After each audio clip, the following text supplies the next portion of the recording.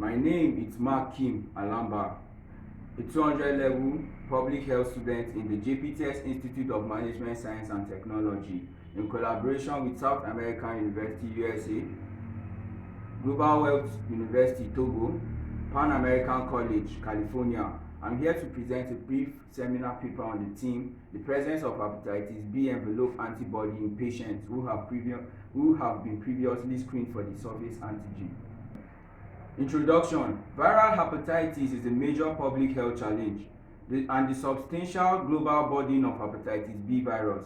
Infection is increasingly recognized. WHO as of 2015, hepatitis B virus infection results to substantial human morbidity and mortality, predominantly through the consequences of chronic infection. WHO 2017 recent estimates suggest that HBV infection caused 887,000 deaths in 2015. What is a virus?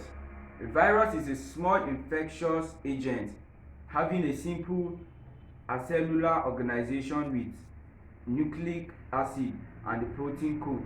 It lacks independent metabolism and replicates only within living hosts.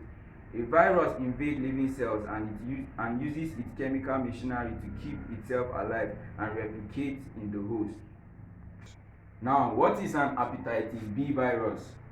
An inflammation of the liver is often referred by a general term called hepatitis, when it's often caused by a variety of viruses which include hepatitis A, B, C, D, and E, or the viral causes of hepatitis. There are few of greater global importance than the hepatitis B. Now, hepatitis B envelope antibody and antigens. During recovery from acute hepatitis B antigen level declines and becomes undetectable in the serum, while hepatitis B antibody appears and becomes detectable in the serum.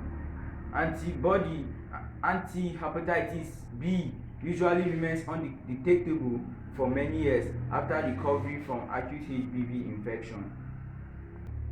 In HBV carriers and patients with chronic hepatitis B, positive hepatitis B antigen results usually indicate presence of active HBV replication and highly infectivity.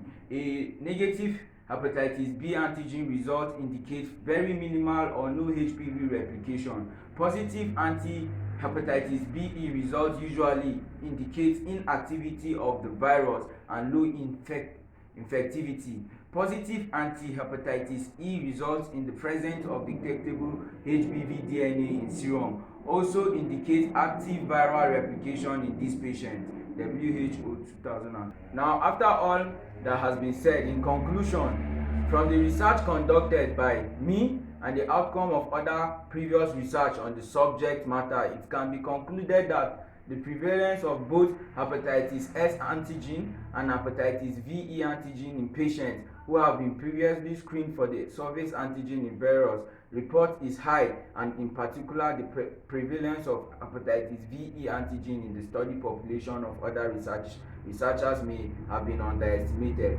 Clinically and economic implications are profound, and as it is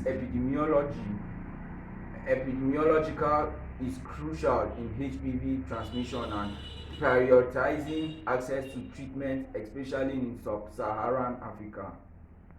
Now, this study therefore recommends that proper attention while discharging patients who have recovered from hepatitis B should be placed on the fact that in HBV carriers and patients with chronic hepatitis B, positive hepatitis B antigen results usually indicate presence of active HBV replication and high infectivity.